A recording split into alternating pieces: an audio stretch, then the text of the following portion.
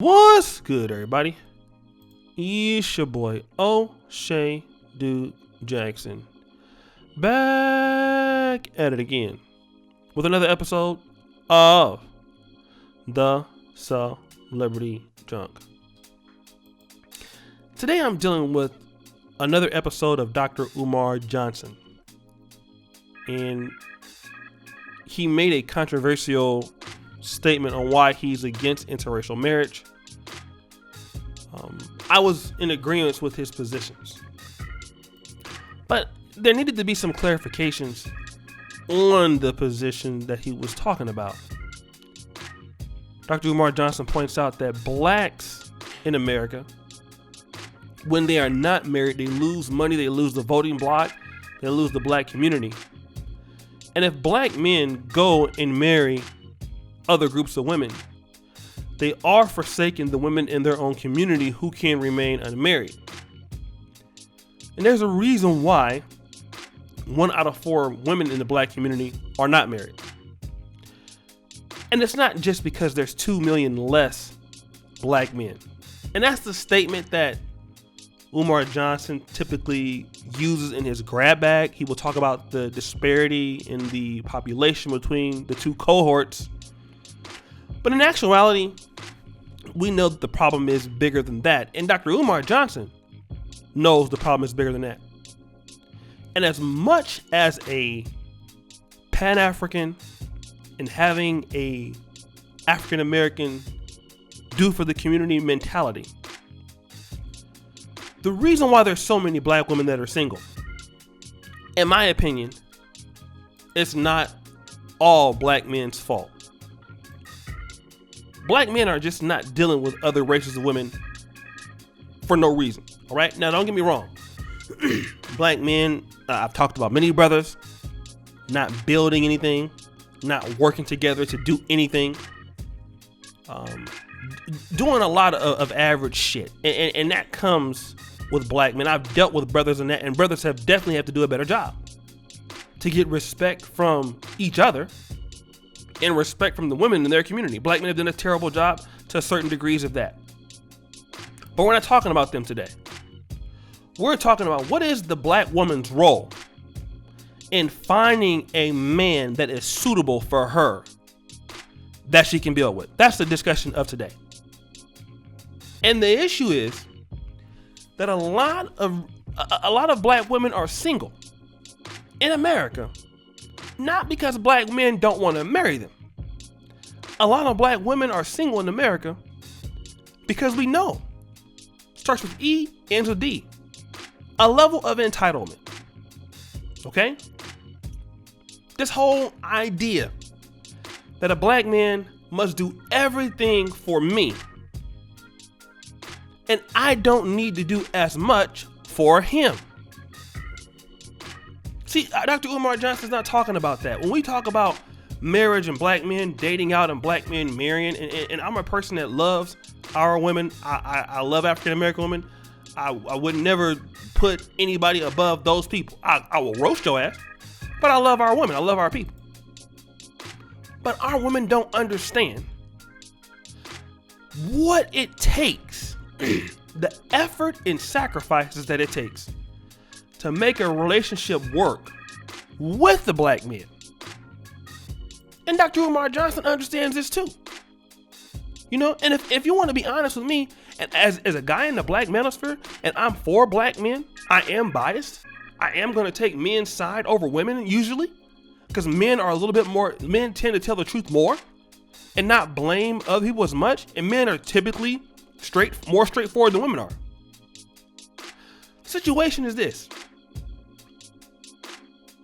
A lot of sisters do not know or do not care what it takes to also make the black man happy. All right? A lot of women don't understand the importance of making the man happy. Don't understand the importance of making the man feel loved, making the man feel respected, making the man feel desired. See, I can talk about these things now at being 40. And see, these are the things that black men understand that they need to do for black women, and many black women don't understand that these are the things that they need to do for them. So what black women do understand, they understand how to, maybe, get it on the bedroom, and they understand how to have a good time and stuff like that. But to make a man feel wanted long term and how to problem solve and how not to nag at the guy, I'm not saying it happens all the time. But in these skill sets, many of them fall short. Many of them don't understand the need to problem solve. When to say something, when not to say something. And when the black man, he's been dealing with this level of hostility that he's been dealing with, a level of entitlement, this level of, you're not good enough for me. What is he supposed to do? Okay? What options are a lot of sisters giving the black man to choose them?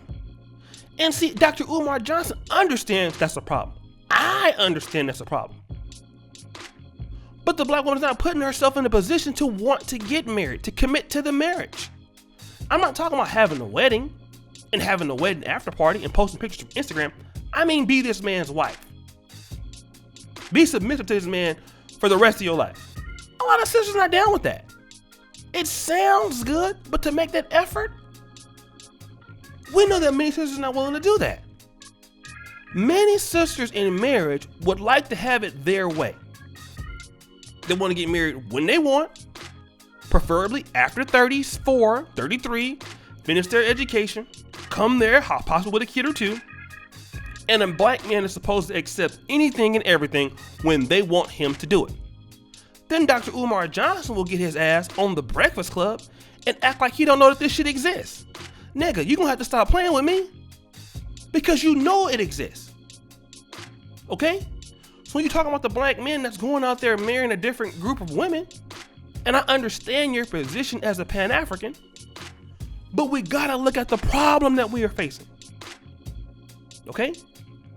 And there's a sickness in the mind of some ladies in our community that feel like they're just too good for our men. They feel they're too good. They're on a whole other level. He don't make enough money for me. And the guy that I want should want me in my situation, and he should accept me as I am, although I'm not even nowhere in his league. But I'm desiring somebody that I have nothing, I'm desiring a man I cannot even contribute to. I'm desiring a man that I can't even compete for. But that man should come down from the sky and deal with me. And the guy that's on my level who has the potential possibly to be there, he's not good enough. Why am I gonna look at him? I should be able to go and bring my 3 kids to the table. And he should do for all of me and my kids. This is a delusion of grandeur that black men are facing. You go through it on dating apps. A lot of brothers is going through that in person. And God forbid you live in a city that's not black. Now, if you live in Philadelphia, Detroit, you live in Atlanta, Jackson, Mississippi, certain cities in the South, Miami, Alabama, places, Birmingham, Mobile, you might have a better chance. But a lot of brothers don't live in places like that. And a lot of the sisters out there, not looking to build long term or go long term with the brother for many various reasons. We know this. Okay? There is a level of entitlement that is out there. And that's the reason why some black men are dating interracially. I don't do it, but I see it. I talk to these guys. And we just cannot denounce the fact that we have a problem on the black male side of it, which I have addressed before, but on the black female side of it. And these black men are not going to start marrying these black women at more than 25% just because they're black. And I got to also talk about that before I close. The Pan-African community believes that we should do things for the community, support black businesses, love black people and black women, just for the fact that they are black. And I'm sorry, the world don't work like that. The world works on incentive. Okay? Being black is something, but are you good? Okay? You're a black woman, but are you a good black woman? Okay? You're the black man, but are you a good black man? Are you a good person or man, period? Do you have a good black business? Are you great at what you do? Are you adding value?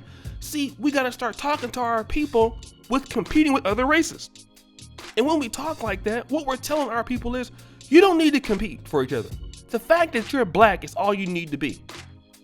And then when you get that, you get laziness. You get content. Okay? When you get content, you get comfortable. And the fact that it's comfortable for a lot of black men and black women in relationships is why they feel like they ain't got to do nothing. Well, listen, we have to treat each other as a black community as if we really are trying to compete for each other's time. Like I tell anybody, if I have a wife or I have a girlfriend, every day I'm competing to keep her. The black woman got to do the same thing. There's no difference. You want a husband, you want a man, you have to compete every day as if somebody's trying to take that person from you. And when you get content with your own group of men, that's what's happening.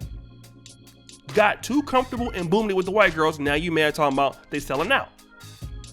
Well, guys, what do you think? It's your boy O'Shea Duke Jackson, back at it again with another episode of The Celebrity Junk. I really appreciate you for all that you do. Subscribe, hit the bell, check out the first comment at the top, check out the Patreon, and as you know, the buffoonery remains an all-time high.